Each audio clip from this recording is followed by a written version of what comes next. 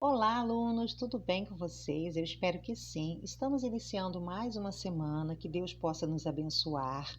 Hoje eu estou aqui para falar sobre as atividades 27 e 28. A atividade 27 é sobre verbo de ligação. Mas o que são verbos de ligação?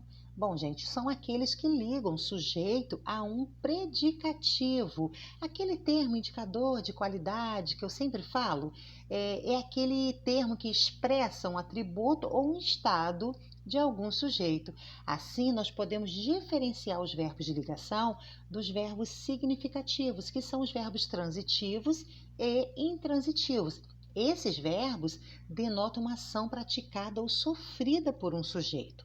Observe aqui os exemplos. Eu tenho aqui no primeiro exemplo, a plateia é toda jovem. Observem, pessoal, que o verbo ser aqui esse verbo ele está ligando o sujeito à plateia, né, a um termo indicador de qualidade, né, toda jovem. No segundo exemplo, eu tenho, hoje teremos casa cheia. Se vocês observarem aqui nesse exemplo, eu não tenho nenhum termo indicador de qualidade. Por que eu estou falando isso? Porque às vezes o aluno fica em dúvida se o verbo é de ligação ou se é um verbo significativo. Gente, a dica que eu dou é a seguinte: sempre observe se tem um termo indicador de qualidade, se tem aquela palavrinha que vai atribuir um estado, né, ou uma qualidade ao sujeito. Se não tiver, desconfie que esse verbo não é de ligação, tá? Então vamos lá. Hoje teremos casa cheia. Nós temos aqui um verbo transitivo. Este verbo não é de ligação. Da mesma forma que eu tenho no terceiro exemplo, olha, não vou, não vou, né? Vou, verbo ir, é um verbo intransitivo aqui neste contexto, ok? Não temos o termo indicador de qualidade. Bom, gente, os verbos de ligação, eles sempre expressam sentido de estado, né? Já que ligam o sujeito a um predicativo. E nós podemos considerar alguns sentidos expressos por esses verbos em determinadas situações comunicativas, né? Por exemplo, aqui eu tenho um estado circunstancial. Eu tenho o verbo estar, parecer e andar. Observe que aqui eu tenho uma circunstância. Olha, estou exausta, né? Parecer, ela parece feliz com os resultados. Andar, desde aquele episódio, andamos sempre contentes. E observem aqui, gente, que o verbo andar, neste caso aqui, é um verbo, o verbo andar é um verbo que a gente tem que prestar muita atenção. Por quê? Porque em alguns casos, ele não vai ser verbo de ligação. Ele vai indicar, denotar uma ação expressa pelo sujeito, do verbo andar, caminhar, né? Se eu falo, por exemplo, ela anda devagar, aí nesse caso eu tenho uma ação, né?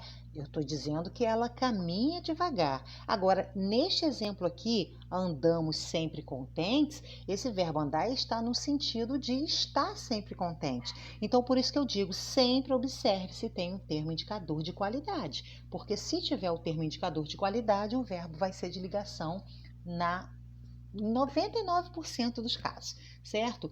Eu tenho aqui também, gente, estado permanente. Verbo ser, eles são capazes de finalizar tudo até amanhã. Então, observe que eles são capazes. Eu tenho um estado permanente. Da mesma forma, vivem doentes. Olha o estado permanente aqui. E eu tenho também mudança de estado: ficar, tornar-se e virar. Fico feliz com a notícia. Olha só, eu fico feliz. Não quer dizer que eu estava feliz antes, né? Mas eu fiquei feliz com a notícia. Então, eu tenho uma mudança de estado aqui, tá? Mais abaixo, pessoal, continuidade de estado. Tem o verbo permanecer, continuar. Ele permaneceu calado. Ela continuou atenta ao trabalho. Correto? Mas, gente, de modo geral, você sempre analisa se o verbo está ligando o sujeito a um predicativo. E o que é predicativo? É aquele termo indicador de qualidade. Mais abaixo, eu tenho aqui um mapa mental, né, que algumas pessoas gostam e preferem porque resume tudo. Olha que bonitinho, eu mesma fiz, tá? E algumas atividades para vocês, ok? Então, qualquer coisa, Qualquer dúvida sobre as atividades, eu estarei no WhatsApp para atender vocês. Pessoal, na atividade 28, eu tenho aqui a produção de memórias literárias. Então, vamos lá.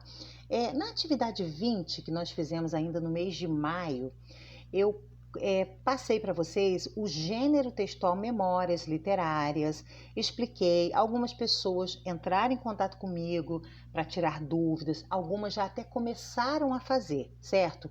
Nessa atividade 20 não tinha nenhuma atividade, era só mesmo para conhecer o gênero textual, né? Eu até comentei com vocês que vocês fariam a atividade posteriormente. Aí logo depois, na atividade 24, nós fizemos uma interpretação de memória literária, né? Ainda para conhecer mais sobre o gênero. Chegou a hora de nós produzirmos o nosso texto de memórias literárias. Então, nesta atividade, pessoal, vocês vão produzir um texto de memórias literárias. Então, vamos lá. Você estudou que o gênero textual memórias literárias são textos produzidos para rememorar o passado vivido ou imaginado.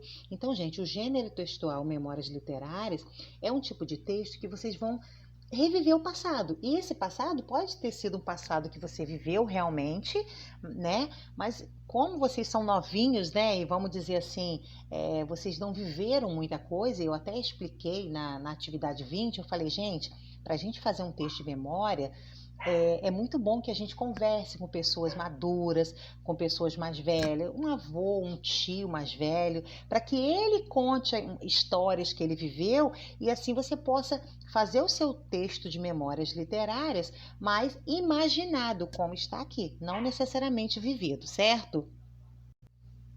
Então, gente, o objetivo do texto, né? O que eu pretendo? Qual é o objetivo do meu texto? Bom, o meu texto, ele tem que fazer com que a pessoa que leia, ela possa reviver esse passado, mesmo que não seja um passado vivido por ela, mas que ela possa se imaginar nesse passado junto com você. Então, é um texto gostoso de se fazer. Eu volto a falar para você, pedir para vocês conversarem com pessoas mais velhas. Pode ser o pai, a mãe, o tio, o avô. Converse com essas pessoas. Então, olha só, nesta atividade, a proposta é que vocês produzam um texto de memórias cujo tema é o lugar onde eu vivo, né? O lugar onde vivo.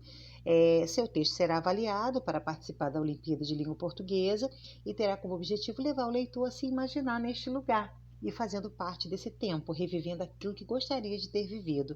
Então é isso, pessoal. Vocês vão produzir um texto de memórias literárias, certo? O texto deve ter no mínimo 20 linhas.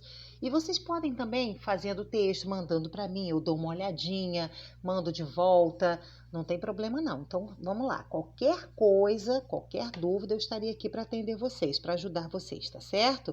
Um beijo.